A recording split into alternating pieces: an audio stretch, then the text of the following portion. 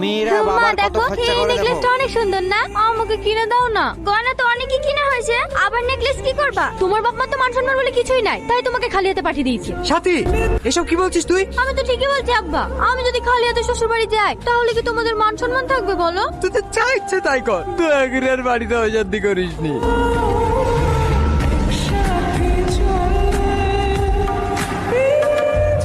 সাথী, তোর কানের দুলগুলো কই? দেখ ওখানে ড্রয়ারে আছে হয়তো। কানের দুলগুলো তো বেশ সুন্দর লাগছে। এমনিতে সাজাতে অনেক দেরি হয়ে গেছে। সাথী, তুই তো হয়তো কমা ফেস ওয়াশ ইউজ করিসনি। কি ফেস ওয়াশ দিয়েছে কই দেখি।